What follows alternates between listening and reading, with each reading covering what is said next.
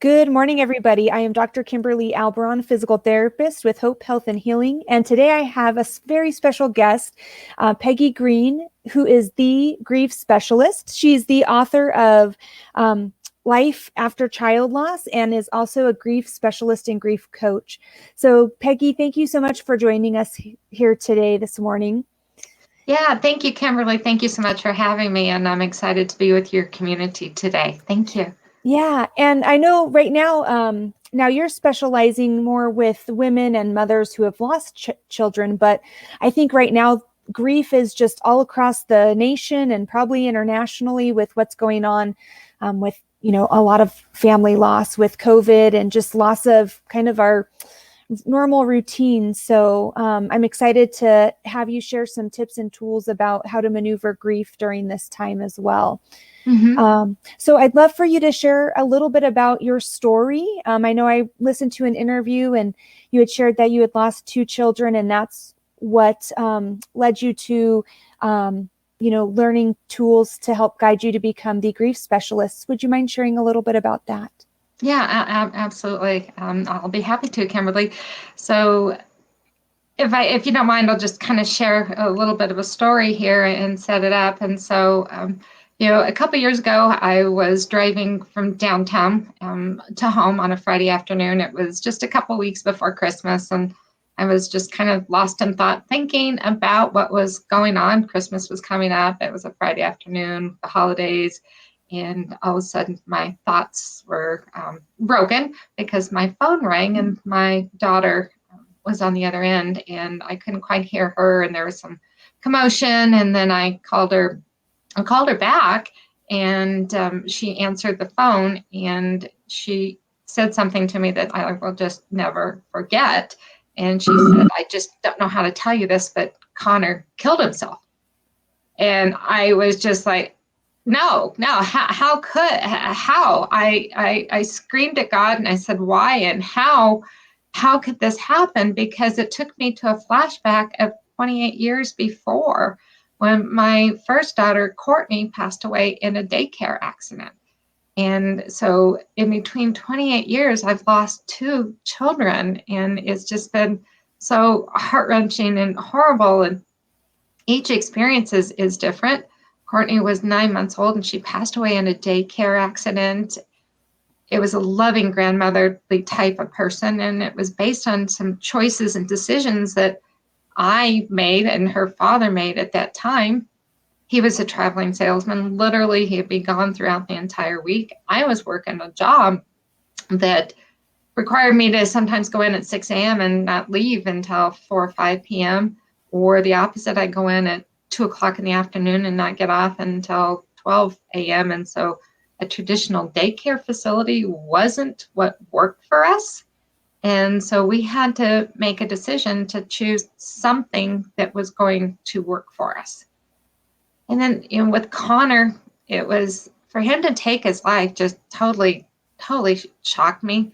I've had plenty of people ask me, it's like, did you see any signs? And was he having trouble? Or what do you think? And honestly, he was 24 and he was out on his own with some friends and just really living his life. And when we actually spoke on the Tuesday morning prior to his Friday afternoon. And we were close in that way as a mother is with her 24-year-old son. And so 2 very different types of losses. And so after Courtney died, I felt like I really didn't have many resources and experiences and help. So I muddled my way through. And then when Connor passed away, when I look back on how I got through those experiences, I realized that I gained a lot of them. And what happened in that time frame is that I had both parents pass away, a sister, some cousins and nieces, and went through some other trials and tribulations. And I was like, here are the tools and resources that I've amassed over this 28-year time period to be able to help me to be able to get through where I am now. And so that's what brought me to this, because I had those tools. And as Connor, as I was processing his grief, I went public with it and essentially blogged my journey on Facebook. And I would give my heart and be vulnerable and talk about the terrible things that I was experiencing. But then along with that, was sharing how I was moving through this process a second time. Suicide is really quite different, and how I was making it. So then I had people encourage me to write that book you mentioned, Life After Child Loss, and I was able to bring all together those tools and resources. And again, because when I lost Courtney, I had my mom and a few close friends, but not some other resources. I had no idea how to do it. And then with Connor, I had all of these, and I just knew that there were other mothers out there that were going through what I went through the first time, and they deserved to have help. And so it became my mission to impact and help other grieving moms, and really feel like that was something that was laid upon my heart through God, making it my mission through him, and actually also through Connor, and being able to say, I'm doing this as a result of that heartache, and then I don't want other moms to have to suffer through that. Wow, that's amazing, Peggy. And what would you say was the difference in the tools that you had between losing Courtney and losing Connor that really helped you be able to move forward and process both losses and help guide you to becoming the grief specialist and coach? Yeah, absolutely. Well, one of the big things that was being able to release myself of any guilt or responsibility, actually, for either one of those. The first one, I didn't have this tool, but I was able to, years later, come into play with that. But I've been exposed to 12-step recovery programs. My ex-husband was an alcoholic when I was married, and so I attended Al-Anon, which is for siblings or friends and family of alcoholics. And then my son also went through a 12-step program, and I also went through the companion parent 12-step program, so that you understand where they are, what they're experiencing. And it was the 3 C's, which was one of those that was very instrumental in just even how I thought about things. And it's didn't cause, can't cure, and can't control. And those were huge in being able to do that, because Connor was 24 years old, and I didn't cause him. I couldn't cure the problems or the difficulties or the thoughts, and I couldn't control them. He didn't consult me. He didn't just call me up, hey, Mom, I'm thinking about taking my life. What do you think? So those 3s really gave me permission to release any responsibility and any guilt for it. Wow. I really like that. And I think control is a big thing for a lot of us, right? So when you're talking to women who are going through loss of a child, what would be one tool? And I don't know if this would be, general across the board. It might be based on who you're speaking with in front of you, but what would be one tool to really help understand, like, what are the things that we can control and what are the things that we weren't able to control? How do you help someone process through that, of being able to, I don't know if letting go is the right word, but understanding like that they didn't have that control, and how do they gain control of like their emotions and thoughts and things like that? Control is something we want to be able to have over everything. And as a mother, we even feel that it's our responsibility. We have these children, and it's our responsibility to protect them.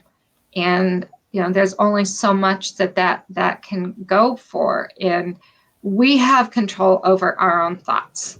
Okay. And that is just huge in being able to do that. And so if I were to continue to ruminate and just say, I should have seen this coming, I should have talked to him more, or I should have given more money, or I should have done this or that. So those I should have's, or what if I could have done that? Or what if I did this? So those are the thoughts that push me into that arena of taking responsibility. But if I take that back and reverse it and say, as if I had given him more money, he still would have made that choice. As if I had talked to him that morning, he still would have made that choice. And so it's my thoughts, because my thoughts can chew me up and really destroy me. So one of the things through time is forgiveness, and forgiveness to the daycare owner. You know, it was an in-home daycare accident, and to be able to forgive her, because if I didn't, my anger would just destroy me. Anger has such deep ramifications, even for your health, your physical health, your mental health. And I know she didn't do it out of malice. It was something I knew I had to do for myself. And even when it came to Connor, is to forgive him, because he made a decision in the moment where he was. His life had to have been dark. I didn't know about that. He really didn't share. People asked me, were there signs that I saw? I think he had dropped some signs around a few different people, but nothing that he really openly just shared. You know, he was thinking about taking his life. So being able to forgive him for being in that place that I can't understand. It was a dark place. And as I've learned through a chaplain, he shared that the demons that were sitting on Connor's shoulder were haunting him. And now they're gone. And how could I not forgive him for wanting to get rid of those? And then he's not haunted and tormented anymore. So forgiveness is really huge in to be able to do that, because it's for yourself. Because I can't carry that. I mean, I can't imagine every morning getting up and being angry at the world for an accident or a decision my son made. So I think forgiveness is really huge.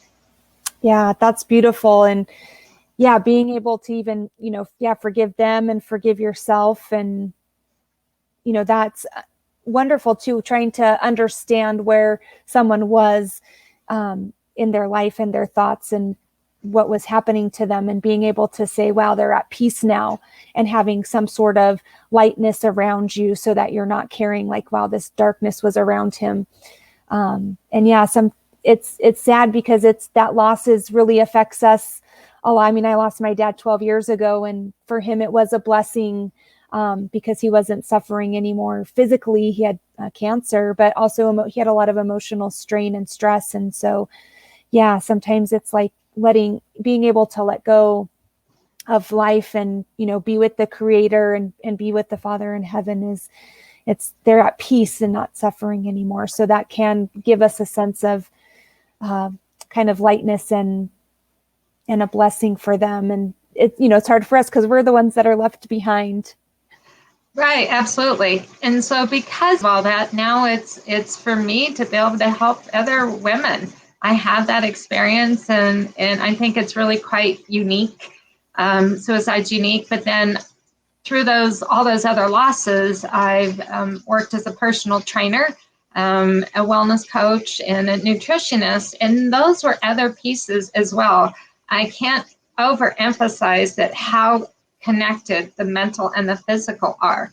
And so many times that physical is totally neglected, and that people are expected to move through their grief without taking care of that other part. Literally your brain is damaged. Trauma damages the brain, but then also exercise it increases the endorphins, the feel-good endorphins. And sometimes you feel like you don't want to get up off the couch and to even walk around the living room. or to, go up and down the stairs or get some air and walk around the block. But those are some of the things that we need to do. And to get through your grief, sometimes we don't want to. And so we stay stuck where we are. We're so afraid of the pain and how bad that it's going to be. But I tell you, it's like, here's an example. So almost 4 months ago, I was in a car accident. And I broke, I had fractures in my wrist, other injuries, knee, shoulder, some other stuff to my spine. But the one that's been so horrible has been my wrist. Mm-hmm. And so when I come out of that cast and stuff, and to have the pain, I still need to do my physical therapy exercises, okay? Because I know that once I do those, that I'm going to be able to have the use of my hand again, and it's going to work. And so that's so much like the physical, is that we have to push through that pain so that we can come out and really be able to function again.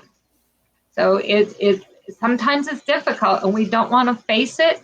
And I think that's where people get stuck, and then they just cannot move forward with their life.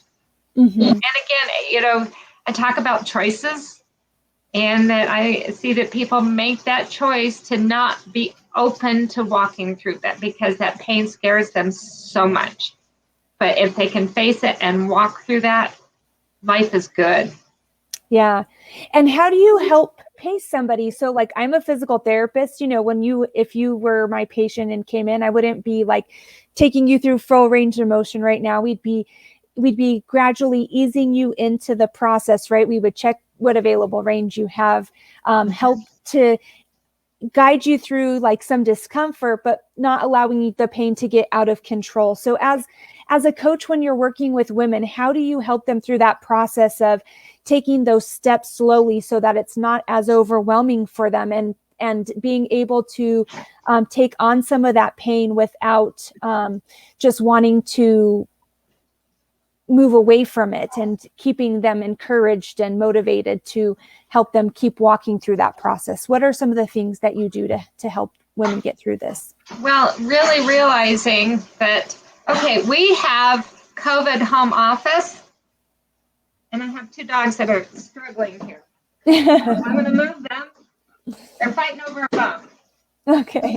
So thank you. And I think everybody knows that, the reality here, that they're adorable. But so anyhow, so to answer your question, it is definitely important in that really to understand that the grief is a journey. It's a process.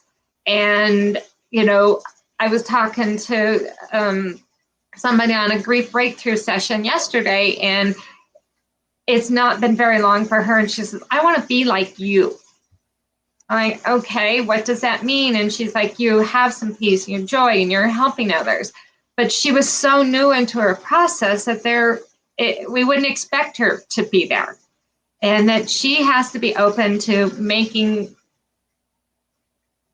taking those tiny steps and being able to do it, and just every day. And so I'm a fan of journaling. I really am a big fan of journaling and writing down your thoughts every day, because it helps you to process. I love the journal because it's non-judgmental. It doesn't talk back to you, and it's a safe place.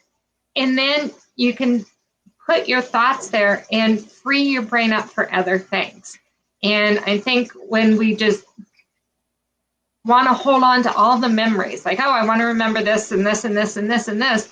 But then let's say you're remembering 5 memories, but then you have 1,000 others. So if you write down those 5 memories, then they're on paper, and those others can come in. You take them from the memory box and put them into the journaling. And then you can go back and review and go, oh, wow, 2 months ago, this is where I was. And it can also help you to feel normal. It's normal to cry. It's normal to be sad. That's part of grief. It can help you to recognize if you're stuck, and I help those who are really open to facing that pain, that they're ready and that they're willing. to be able to do that. So it's small steps, realizing it's a process and it's a journey. You'll always be on it. And this woman yesterday was saying that she wanted to have the same peace that I have. But that peace doesn't mean that I don't have sadness. I'm human. And sadness is part of being human. And so if I have those occasional times where I'm sad because of the loss of my son, my sister, my mother, my father, or my daughter, then that's okay. I'm human. And I think that that's so uplifting to realize that we're human and that we don't have to be 100% perfect to experience joy or happiness. Yeah, I love that too. And I think, as a coach myself, we want to try to share our vulnerabilities as much as possible, but also share how we have been able to overcome those obstacles in our lives. And really, that's the only thing that makes us a little bit different, is that we have the experience to guide these situations. But yeah, it doesn't mean that we don't, still struggle in our own life and have those emotions, or, a cloud come over our heads one day. But it's having those tools that we utilize ourselves, that we're teaching others to help ourselves overcome and continually move through life, so that we can move forward as well. But yeah, I mean, those, I don't have children, but family, parents and siblings and, children, they're a part of our lives, and they'll always be a part of our lives in some capacity through memories and pictures and things like that. So I love what you're doing, and I love everything that you're saying. And is there anything else? One thing I wanted to touch on is, if we're like the friend or a family, or even our coach, and we're talking with people who are going through loss in their life, what are ways that we can really help support them? Like, whether it's words that we're saying or actions, or what are some things that really helped you get through the support? Because I know for me during COVID, sometimes I'm a little bit, I've backed off from how I used to be, of well, I'm just going to go give somebody food, or I'm going to go do this. I'm going to give them a hug. I'm going to be there to support them. So, I'm feeling a little shyer in that response, because sometimes in this new world, it's well, how do I really help someone and support them? So what are some ways that we as friends and family can support those who are going through loss, Peggy? Yeah. And, Kimberly, I really appreciate this question, because I think that the American society we don't like to accept the negative. We're so much into the happy thoughts, and that's going to cure everything. And it doesn't. And so I feel like there is a lack of knowing how to support others, and lack of mourning. I'm not Jewish, but I believe that there is a tradition of sitting in Shiva, where they actually do sit and acknowledge and process that with the family, and talk about it. And so they have a tradition, a ritual to help them to be able to get through that. And there may be other religions that do that, but I think as a whole, Americans don't like to accept and acknowledge loss and death. And that's why we struggle with, how do we help someone? What do I say? How do I do this without putting my foot in my mouth?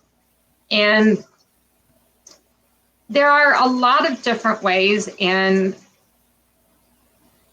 one of the things, I'll offer a couple that you really don't want to say, because every loss is different. My loss with Courtney was in a daycare accident, and I lost a son by suicide. But I've lost my parents and my sister as well. So somebody who has lost a parent, no grief, but they can't say that they understand child loss. So you can't say, I know how you feel because I lost my mother. So it's to be able to, you can't compare losses and just saying that, I'm sorry that you've lost a child. I understand that you've got grief. And I understand that you're sad. Those are things that you can say with that, and that you miss your child. And I talk about Connor a lot. Connor was a skateboarder. And so if you and I were sitting and having a conversation, and you've picked up and you've been listening to the fact that I talk about Connor and how he is, and something you could come back and say to me, Kimberly, is, hey, Kimberly or Peggy, you know what, you've really talked a lot about Connor and his skateboarding. That sounds like something really cool and fun that he did. Can you share more? Because as a mother, we want to talk about those kids. We don't want our kids to be forgotten. Child loss is definitely one of those which creates an elephant in the room where people don't want to talk about it. They don't know how. A parent never expects to lose their child, so being able to talk about it. And that applies to other situations, and listening and asking people, talking about their parents. Our parents, lived before us, and up until their passing, they had life, and we can talk about them. I mean, to be able to have that conversation is really, really important. And then when somebody's experiencing a tough time, I mean, after Courtney died, I had a friend of mine who sent me a greeting card once a month for the very first year. Simple, hey, I'm thinking about you, thinking about Courtney, and I love you. That's all it was. It was that simple. Because what happens, I'd say anywhere from 10 to 14 days after they pass and the funeral and the families come and gone, it gets really quiet. Really, really quiet. And that's, I think, is when the reality and the shock hits and it sets in. So to have somebody to give support after that initial rush. I personally don't send out sympathy cards until 2 to 3 weeks afterwards, because there's never a wrong time to express your condolences. And to be able to say, I'm thinking about you. And then as far as doing things, I mean, if you're close enough to them in proximity, you can still do things if you know that they're struggling with getting meals in COVID time. Get to know them, or you know them. What do they like? Cook something that they like. Drop it off on the front door. Ring the doorbell. Go back to your car. Tell them, hey, I left you something. And then, if they aren't looking at meals, that they're just kind of hemming and hawing about that, is that something is just a care package. Something of coffees, that they use, or teas and lotions and things to help them to take care of themselves. And books are always helpful on grief in giving them tools and techniques. My book is available. It's available on Amazon. You can go to my website and get a free copy of it as well. But those are the kind of things to say and help them with. Oh, that's definitely helpful, because I'm sure there's, a lot of people are just kind of like, well, I don't know what to do. We're all kind of sitting. Well, I think things are moving forward a little bit, but sometimes sitting at home, it's kind of like, well, how can I help somebody if I'm sitting at home or they're quarantined? Or so, yeah, I think those are wonderful ways in which we can think about helping them. I love the idea of a care package with a book, or maybe even a journal, and some pens. Mm-hmm. I know I love getting that as a gift. So yeah, just to help them anywhere way that we can. And I like the idea too of, sometimes it might be like, oh man, I just heard about this person's loss or something. I can't send them a card. It's been too long. But how great it is to get that support and just those words, long after everyone is kind of back to their lives and things are quieting down. You don't really think about that as well. So I love that. Well, I know that you have an 8-week coaching program. Is that correct, Peggy? I do. I do. Could you share just a little bit about that? And then I'd love for us to talk about in which ways people can connect with you if they're going through loss of a child, and how they can join your program. So if you could share a little bit about that, I'd love to hear more. Yeah, thanks, Kimberly. I really appreciate it. And this is taking everything together and being able to impact and help those moms. And it's an 8-week coaching program where, we get the opportunity to work one-on-one. I get to know the grieving mom. I get to know about their child and their family and support them.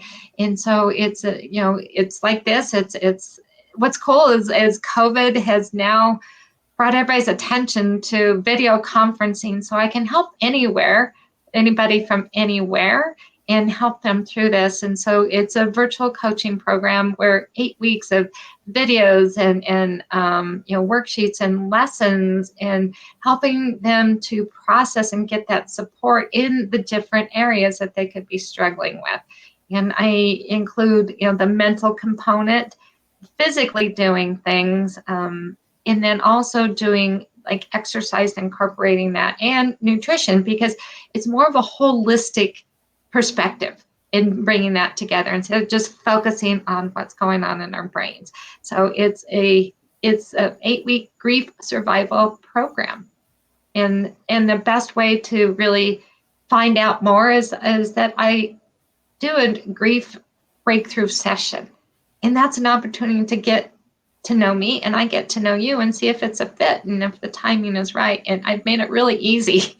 You can text the word breakthrough, and everybody uses text now. So the word breakthrough, all one word, BREAKTHROUGH, to this phone number, 719-789-6808.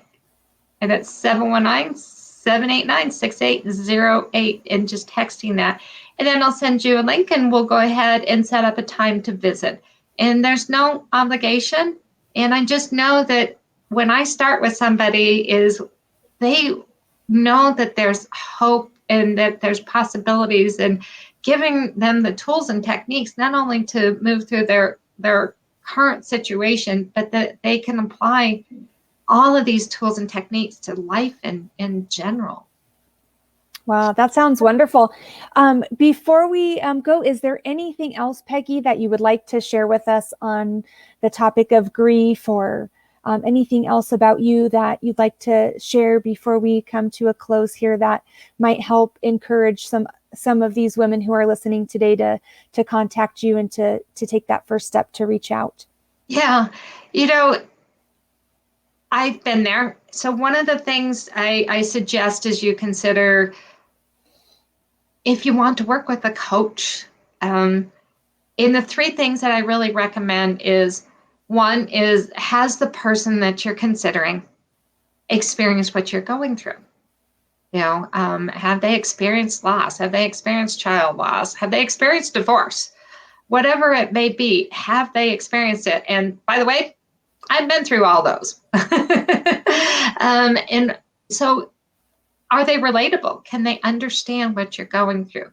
The second thing is the tools and techniques that they're offering to you, do they personally use? Are they instruments that they use on a daily basis, so that they know that they work?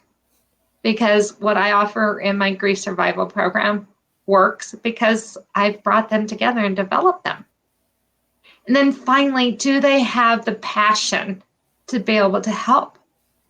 And mine comes from my experiences, that it's my mission through God, and also for and through Connor.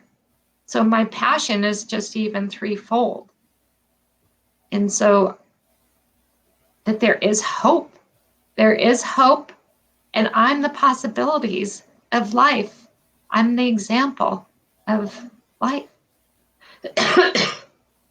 Wow, Peggy, that's beautiful. Well, please reach out. This will be posted in my Hope Health Healing Facebook group. So if you have any questions for Peggy, please comment in the comment boxes below, and we'll make sure that we get you and Peggy connected. And then we'll make sure that we get that phone number and breakthrough to text that to Peggy. We'll make sure we get that in the information as well. So thank you, Peggy, for joining us today. This will conclude our session, but I hope that all of you have gotten a piece of the puzzle, some tools that you can take with you, whether it's loss of a child, it's loss of a parent, even a family member, or just even kind of loss of this normalcy and what we, trying to maneuver through this. I know a lot of us are grieving. And so thank you, Peggy, so much. You're a beautiful person. Love your mission that you're doing. We need, as women, it's so wonderful to have people who are building women up and helping them have success, find peace and hope and joy in life. So thank you. Have a blessed day. Thanks so much, Kimberly. I appreciate it. Thanks, everybody, for watching today.